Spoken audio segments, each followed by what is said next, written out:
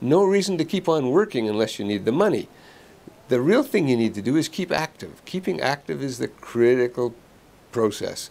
That's active physically, mentally, intellectually, emotionally, spiritually. Those are all things that you need to keep going. Sadly, we've seen too many situations where when people didn't do that, became couch potatoes, hung around their wives or husbands without anything to do, and unfortunately they don't live very long. That's a fact, that's clear. It's exactly the same as the grieving cycle. All of a sudden you're not working, you can get angry at yourself. What if I'd done things differently? Why hadn't I thought about this? You can get down on yourself, no question about it.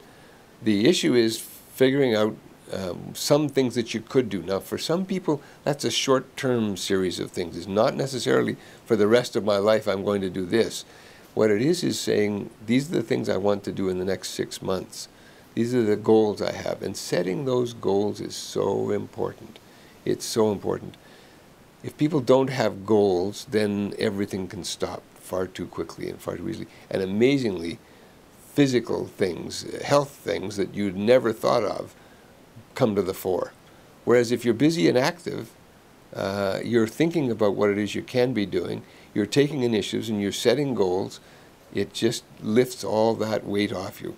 So first of all, let's get serious about what it is you can do and could do and want to do. Volunteer work, I can't emphasize that enough. How many situations and places are dying for people who will come and do volunteer work, and so all sorts of folks will think of that. Lots of work too. I mean, people like to work part-time. No matter what situation you're in, you've got to keep learning.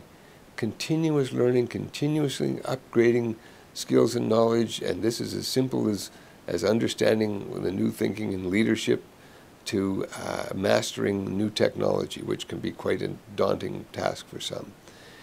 If you don't keep doing those things, if you don't keep looking at what really is happening on the horizon, you're not going to be of much use to yourself nor to anybody else. You have people who see this as all of a sudden a disaster, and people who see it as all of a sudden a huge field of opportunities.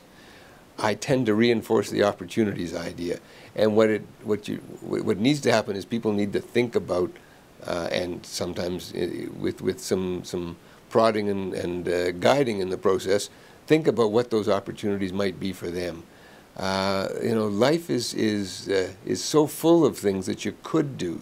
Everybody's got could-dos. They haven't thought of them in those terms, but they clearly are there.